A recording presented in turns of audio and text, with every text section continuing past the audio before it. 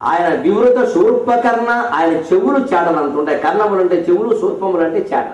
పెద్ద ఏనుగు ముఖం కదా, చెవులు అంతే. అందుకని పెద్ద చాటల్లా ఉంటాయి ఏనుగులు. ఆ చెవులే పెద్ద చాట అంట. ఆ చెవులకు ఉండే దొప్పల కింద ఆయన మెలికలు, మనకు 4 మెలికలు ఉన్నాయి కదా, ఆయనకు 16 మెలికలు ఉంటాయి. ఆ మెలికలను చుట్టుకుని ఈ తలుగు విరిగిన శబ్దం అందులో వెళ్ళిపోయింది. హేరంబోంత శూర్పకర్ణ వివర క్రీకారమై లోపలికి హ్రీ అని శబ్దం చేసింది. అది కూడా క్రీకారం అండి. ఐం హ్రీం శ్రీం అమ్మవారి బీజాక్షరాల్లో ఒకటి. అది రాశాడు విశ్వనాథ్. ఊరికి గిజగిజ గిరగిరాని శబ్దాలు వాళ్ళ తపోమయమైన వ్యక్తికి తపోమయమైన అక్షరాలే వస్తాయి.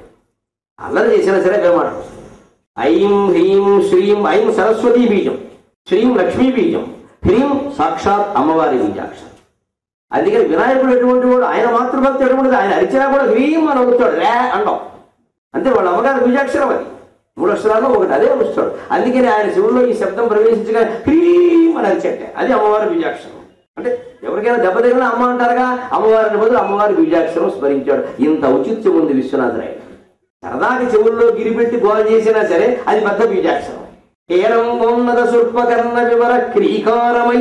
ఒక్కసారి లోపలగా శబ్దం ప్రవేశించడానికి హిరీ అని అరిచి ఒరే తమ్ముడు అన్నాడు. తమ్ముడు ఆయన ఏం చేశాడు? షణ్ముఖ స్ఫార ద్వాదశ నేత్రగోళ వివృత ప్రాకారమై. ఆయన షణ్ముఖుడు, 6 ముఖాలు ఉన్నాయి. అంటే 6 రెళ్ళు 12 కళ్ళు ఉన్నాయి. అది షణ్ముఖ స్ఫార ద్వాదశ నేత్రగోళాలు.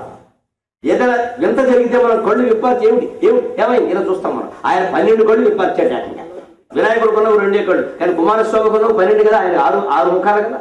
అందుకని స్ఫార ద్వాదశ నేత్ర గోళములు. కళ్ళు విప్పార్చేసరికి ఏమైనా కలుగుడ్లు గోళాల్లో ఉన్నాయి. మామూలుగా అయితే కళ్ళుగుడ్లు అంత కనపడవు, కానీ ఆశ్చర్యంగా మనం చూస్తే అప్పుడు చిత్రం తీస్తే 2 గోళాల్లో ఉంటాయి, 2 బంతుల్లాగా భయంకరంగా. అందుకని 12 గోళాలు అలా చూసినట్టుగా ఏదో భూగోళం, చంద్రగోళం, సూర్యగోళంలో ఉన్నాయి ఆ నేత్రాలు ఆయనకు అంత. ఎందుకంటే ఆయన కుమారస్వామి సైన్యాధిపతి.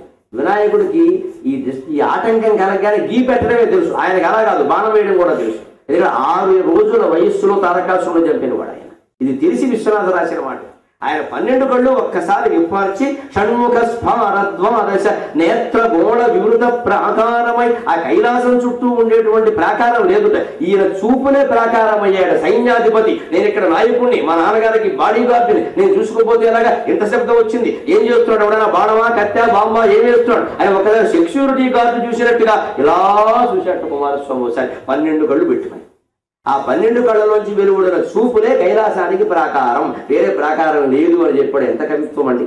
అప్పుడు పార్వతీదేవి కంగారు పడింది. వీళ్ళంతా అమ్మా అన్నాడు, ఈయన కూడా ఆయన ఏదో అన్నాడు. ఈవిడ పిల్లలిద్దరూ కంగారు పడుతున్నారు. ఆయన ఒక్కసారి ఆవిడ కంగారు పడలా. ఆవిడ ఆది పరాశక్తి, సృష్టికర్త్రి బ్రహ్మరూప గోత్రి గోవింద రూపిణి సంహారిణి రుద్రరూప తిరోధానకరి ఈశ్వరి.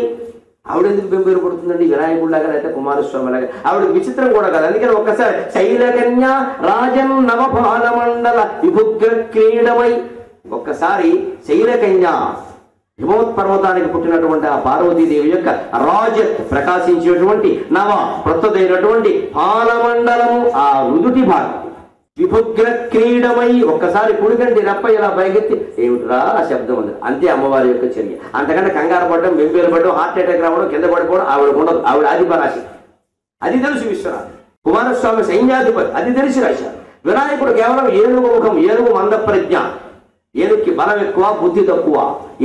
ఏనుగు ముఖం కారణంగా మంద ప్రజ్ఞ కొంచెం ఆలస్యంగా ఆలోచిస్తారు. అందుకని శివుల్లోకి శబ్దం రాగానే గిరి మనడం తప్ప ఇంకేం చేయాలి.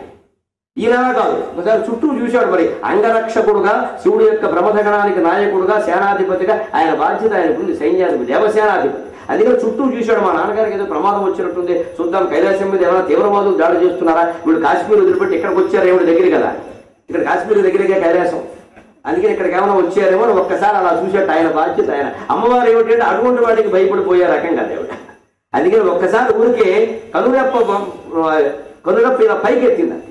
దానవీర సూర కర్ణ సినిమాలో ఎన్టీ రామారావు గారు ఒకసారి పంచాలి పంచభర్తృగా అంటాడు. 2 జంబులు కింద పడతాయి.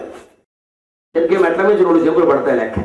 అది డింగ్ డింగ్ డింగ్ అని శబ్దం వస్తుంది. అలా ఒక్కసారి ఇలా కనురెప్ప పైకెత్తడం అంటామే. అలాగే అమ్మవారు ఆశ్చర్యపోయింది. అంతే తప్ప ఇంకేం చేయాలి. అందుకని వాళ్ళకి చేరింది. ఒరే కుమారస్వామి ఏదో చూస్తున్నాడు, వినాయకుడు కంగారు పడ్డాడు, అమ్మవారు కూడా కనురెప్ప పైకెత్తింది అంటే ఏదో యుద్ధం వచ్చిందనమాట. అని వెంట ఆశ్చర్యంతో చేరించి అప్పుడే ఉగ్ర ప్రమదంబుగా ఆయుధాలు పట్టేశారు. చక్రం ఒకడు, చెయ్యకూడదు, కాలకూడదు. వాళ్ళ హడావుడు అలాగే ఉంటుంది. వాళ్ళు ప్రమదులు, కేవలం సైనికులు.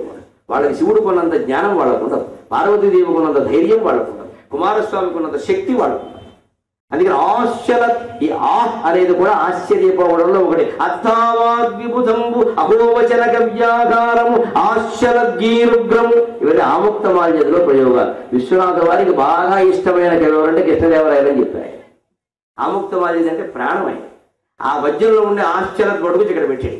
ఆ జరిగితే ఇది అర్థం. విష్ణుదేవుడు వాదనలో, విష్ణు చిత్తుడు వాదనలో నెగ్గాట.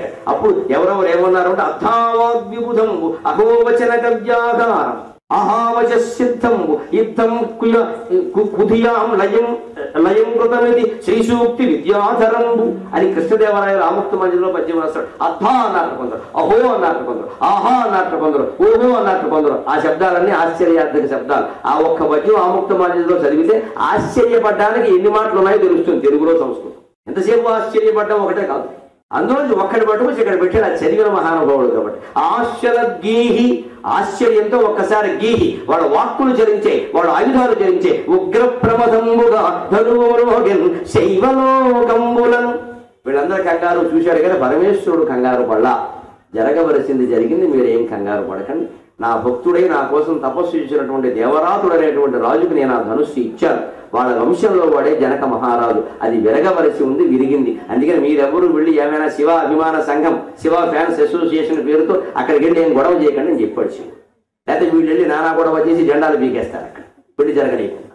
అందుకని ఇంతమంది ఇన్ని రకాల భావాలకు లోనయ్యారు అమ్మవారు సహా. శివుడు చరించినట్టుగా విశ్వనాథ చెప్పాల, అది ఔచిత్యం. శివుడు చరించడు, ఆయన సర్వజ్ఞుడు, ఆయనకి అన్నీ తెలుసు. ఆయన మూడో నేత్రం తెరిచిన వాడు, కలిగిన వాడు. అందుకని ఇది జరగవలసిందే జరిగింది, మీరు ఎందుకంత కంగారు పడతారు అని చెప్పాడు. ఆ తర్వాత 6 ఏళ్ల సీతాదేవికి 13 ఏళ్ల రామచంద్రుడికి వైభవోపేతంగా వివాహం జరిగింది. అందులో ఒక సరదా మాట, ఎంత సాధువుగానైననేమి, ఎంత సాధువుగానైననేమి తగవు సుంత లేకుండా పెండ్లికి శోభ లేదు. పెళ్లి బాగా జరిగిందంటే అర్థం ఏమిటంటే ఏదో ఒక తగాదా ఉండాలట. తగాదా లేకపోతే అది పెళ్లి కాదు. పెళ్లి బాగా జరిగింది అంటే తగాదా కూడా ఉండాలి, ఓ దెబ్బలాట ఉండాలి. అందుకే ఆడపడుచు అరకని పెట్టేస్తారు. మనకి ఆడపడుచుకి అరక లేకపోయినా సరే పెరగకుంటుంది, అడుగుతుంది. అక్కడ ఓ మూల కూర్చుంటుంది, ఆ మొగుడు కూడా ఆవిడ పక్కన కూర్చుంటాడు. అక్కడి నుంచి ఏదో అంటారు, ఏదో టీవీ అంటారు, స్కూటర్ అంటారు, ఏదో అంటారు. మొత్తం మీద ఈ నీళ్ళు అక్కడ ఇస్తారు. ఆడపెళ్లి వారు వెళ్ళి ఆవిడకి ఏదో ఇస్తారు, పెళ్లి కొడుకు అప్పగారికి. సరే ఇప్పుడు నేను వస్తున్నాను పెళ్లికి ఉంటుంది. ఎంత గొప్ప విషయం అండి, ఇందులో చికాకు పడాల్సింది ఏముందమ్మా. ఆ ఆడపడుచుకి మళ్ళీ తర్వాత ఏమిస్తారు మీరు? వీడు పెళ్ళి వీడు ఎక్కడికో పోతాడు, కాపురం పెట్టుకుంటాడు. మళ్ళీ అక్కగారి సంగతి పట్టించుకుంటాడు అసలు ఎవడైనా? ఈ రోజులో ఎవరైనా పట్టించుకుంటారా?